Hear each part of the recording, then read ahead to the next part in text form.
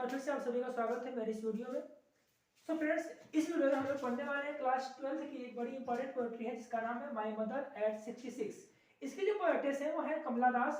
तो चलिए फ्रेंड्स, इस वीडियो को देख लेते हैं और समझ लेते हैं कि इस पोएट्री में किस चीज के बारे में बताया गया है।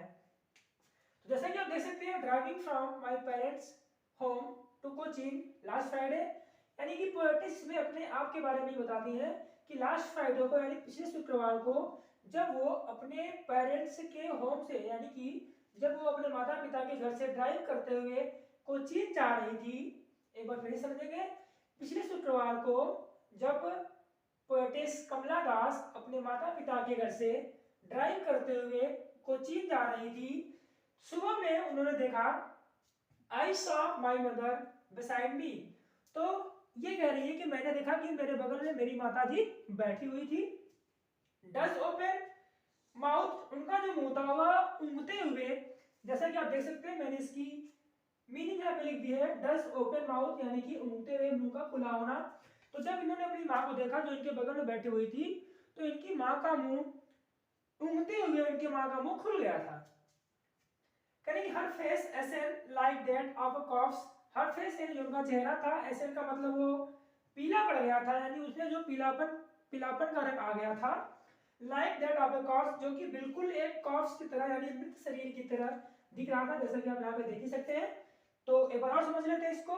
Driving from my parents home to Cochin last Friday, यानी पिछले शुक्रवार को जब मैं अपने माता पिता के घर से ड्राइव करते हुए कोचीन की तरफ जा रही थी, तो आई सा माई मदर बिसाइड मी, तो मैंने देखा जो मेरी माता जी थी वो मेरे बगल में बैठी हुई थी। डज ओपन माउथ, उनका जो मुंह था वह ऊँघते हुए खुल गया था।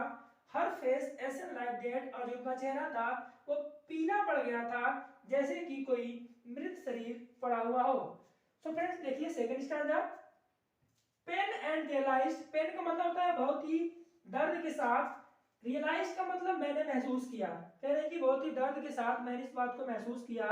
With that she was as old as she looked but soon, कह रहे हैं कि शी वाज एज ओल्ड, वह उतनी बूढ़ी हो चुकी थी, एज सी लुक्ड, जितना कि वह दिखाई दे रही थी। यानी वो अपनी माता जी के बारे में बता रही हैं कि वह उतनी बूढ़ी हो चुकी थी जितनी बूढ़ी वह दिखाई दे रही थी, यानी कि उनकी जो उम्र थी वह लगातार बढ़ते जा रही थी।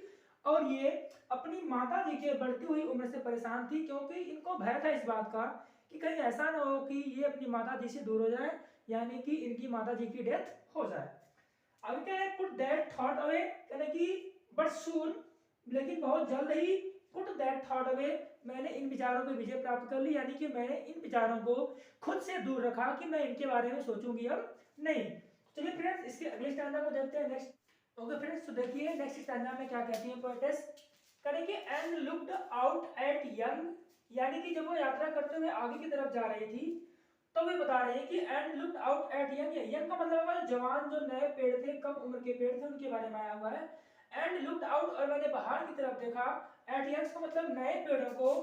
स्प्रिंटिंग, स्प्रिंटिंग मतलब है पीछे की तरफ भागते हुए, यानी जैसे यात्रा करते हुए आगे की तरफ जा रही थी तो ऐसा लगता है कि जो सारे पेड़ थे नए नए कम उम्र के जवान पेड़ थे, वे सारे पेड़ पीछे की तरफ क्या कर रहे हैं, भाग रहे हैं। द मेनी चिल्ड्रन स्पिलिंग, यानी जो बच्चे हैं वह मुस्कुराते हुए, मेरी का मतलब प्रसन्न होते हुए, स्पिलिंग का मतलब बाहर की तरफ निकल रहे हैं, आउट ऑफ देयर होम्स, अपने अपने घरों से, यानी कि जो बच्चे हैं वो बहुत ही मुस्कुराते हुए कूदते हुए अपने अपने घरों से बाहर की तरफ निकल रहे थे।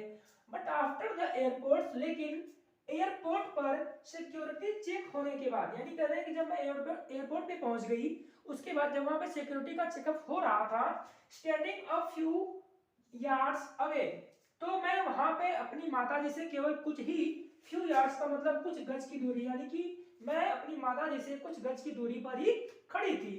I looked again at her, मैंने एक बार फिर से अपनी माता जी की तरफ देखा। एंड नेक्स्ट स्टैंडा में कहते हैं कि व्हेन, यानी जो उनका चेहरा था वो बिल्कुल कैसा हो चुका था, रंगहीन हो चुका था। पेल एज अ लेट विंटर्स, जो कि पीला पड़ गया था, यानी उसमें पीलापन का गुण आ गया था, जैसे कि कोई लेट विंटर में चंद्रमा दिखाई पड़ता है, यानी कि शीतकाल में देर रात्रि में जब चंद्रमा दिखाई पड़ता है, बिल्कुल उसी तरीके से उनकी माँ का चेहरा पीला पड़ गया था और रंगहीन हो गया था। आगे क्या है कि एंड फेल्ट दैट ओल्ड, और मैंने फील किया और मैंने महसूस किया, दैट ओल्ड फेमिलियर, एक फेमिलियर का मतलब होता है जाना पहचाना, एक का मतलब होता है दर्द, और मैंने फिर से वही पुराना, ओल्ड का मतलब पुराना, यानी मैंने फिर से वही पुराना जाना पहचाना दर्द महसूस किया। तो दोस्तों यहाँ पे दर्द कौन सा है पोएटिस को, इनको दर्द ये है कि कहीं वो अपनी माता जी से दूर न हो जाए। अभी कह रहे कि my childhood fear but all I said was see you soon. और ये बता दें कि जाना पहचाना इनका दर्द था वह माई चाइल्डहुड फियर, वह इनके बचपन का एक भय था जिसमें वह अपनी माँ से अलग होने से डरती थी। कह रहे कि बट ऑल आई सेड, लेकिन जो कुछ भी मैंने उस समय वहां पे बोला अपनी माता जी से, सी यू सून, सिर्फ सिर्फ मैंने उनसे यही बातें बोली थी कि सी यू सून, मैं आपसे बहुत जल्दी फिर से मिलूंगी।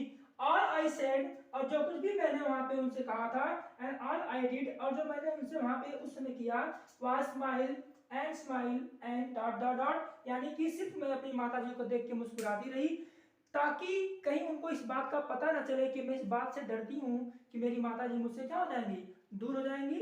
तो इस दर्द को छिपाने के लिए सिर्फ वो अपने चेहरे पे मुस्कुराहट ली रही और वहां से उन्होंने क्या कर दिया, अलविदा करके अपनी माता जी को वहां से वो चली गई। ठीक है फ्रेंड्स, अगर आपकी वीडियोस पसंद आते हैं तो प्लीज हमारे चैनल को सब्सक्राइब करें और वीडियोस को लाइक करें। Thank you.